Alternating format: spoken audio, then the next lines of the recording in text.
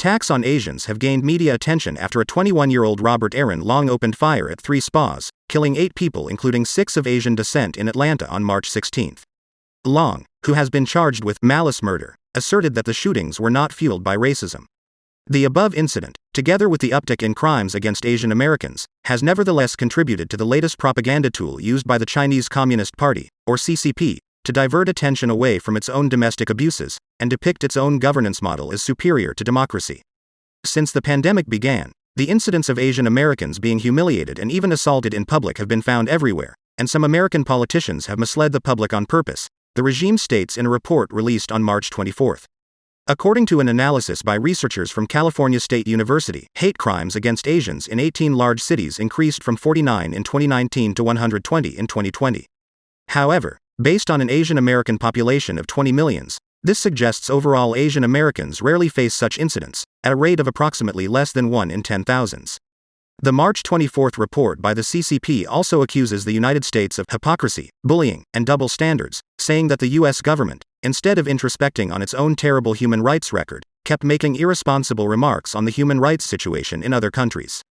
During the first in-person meeting in Alaska, top Beijing diplomats said that the United States can, quote, do better on human rights, and that, quote, China has the Chinese-style democracy.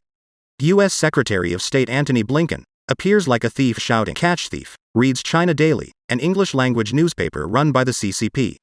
If the U.S. government could truly care for and safeguard the lawful rights of ethnic minorities as China does with the Uyghur and other ethnic groups in Xinjiang, the problem of racial discrimination in the U.S. would have been solved long ago, China's Foreign Ministry spokesperson Hua Chunying said in a press conference. Miles Yu, who acted as the principal China policy advisor for the Trump administration's State Department, noted the irony that the accusations are coming from one of the most brutal regimes in human history. This is the country that conducted wholesale genocide against the Uyghurs. This country that has killed tens of millions of ordinary Chinese for political reasons, has starved to death almost 40 million people, he said, alluding to the Great Chinese Famine, a 3-year disaster from 1959 to 1961 stemming from CCP leader Mao Zedong's radical political campaigns that devastated the country's agriculture and economy. This is just the CCP's cynical ploy to delegitimize the American model of governance, to discredit the Americans' democratic virtues, and we should never fall for that, he added. The political motives behind the CCP's criticisms are transparent, Se-Hoon Kim, a longtime China watcher and human rights advocate, told the Epoch Times. At least in the United States, and in the free world, we have the opportunity to criticize ourselves and better ourselves. But in China under the CCP, no opportunities are given to its own people, he said, acknowledging that racism does exist in America.